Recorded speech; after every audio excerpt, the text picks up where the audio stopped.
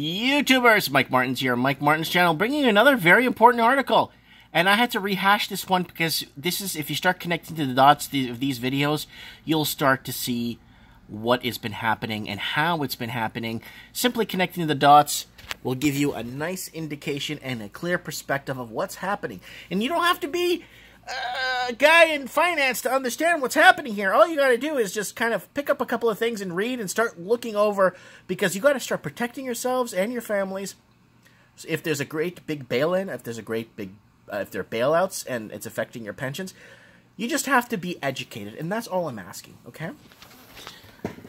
Canadians hold on to less cash as the great deleveraging begins. When people hold less cash, banks have less money to lend out with their fractional reserve lending. And they're doing fractional gold lending too. Oh, there's all kinds going on.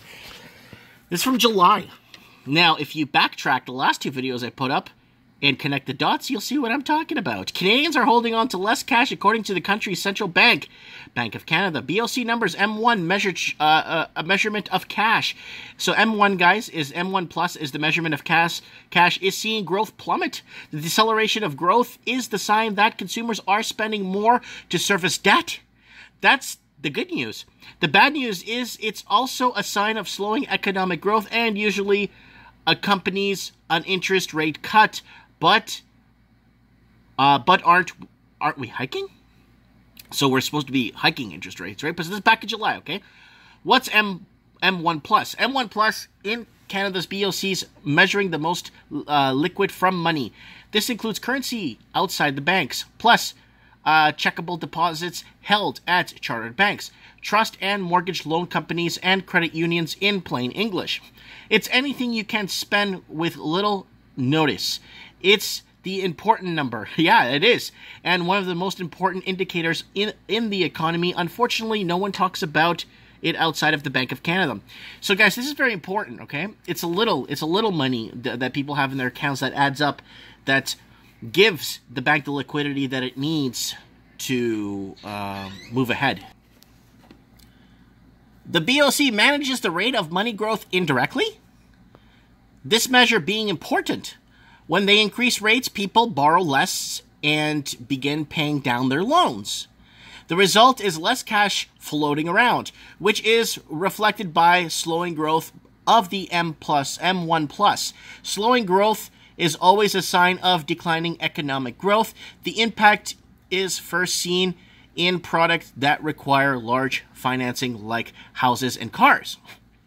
Since M1 falls to slowest pace of growth since 2003, growth of M1 deceleration, if that's money in reserves, I guess, money in deceleration at the fastest pace in over a decade. The Bank of Canada estimates the annual growth at 4% in May, down 11.6% last year.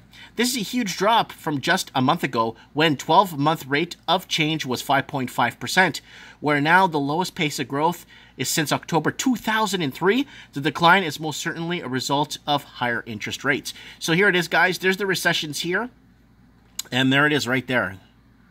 Woo! So that's money on hand. That's a problem, guys. Higher interest rates need more cash to service existing debt. The full impact of policy change isn't seen until 6 to 12 months after action.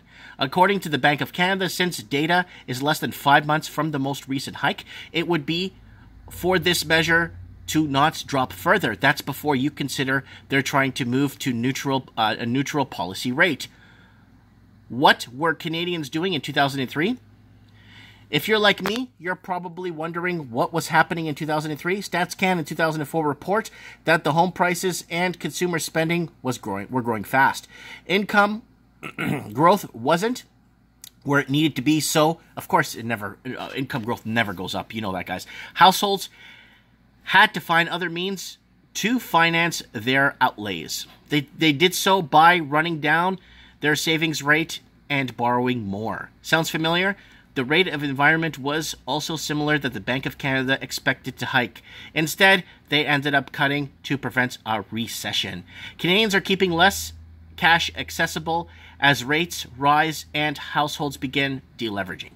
Despite the market expecting a rate hike this week, it would be slightly odd The most recent hike is still driving both M1 and consumer credit growth. So the money is being put from credit growth. So the money in existence or money in accounts or in reserves is basically being fed through credit growth.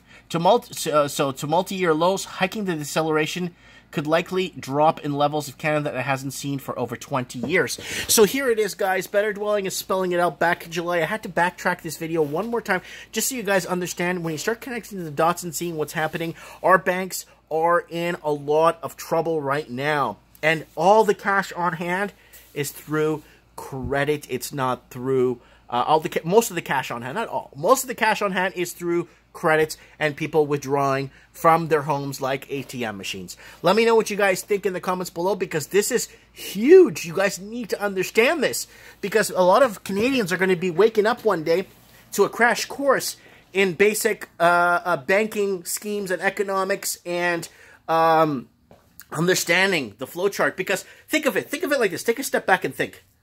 Oh, we got money in reserves in our banks, but that money is borrowed off of lending. So it's not even the money Buddy's making working at 7-Eleven or Buddy's working as a doctor.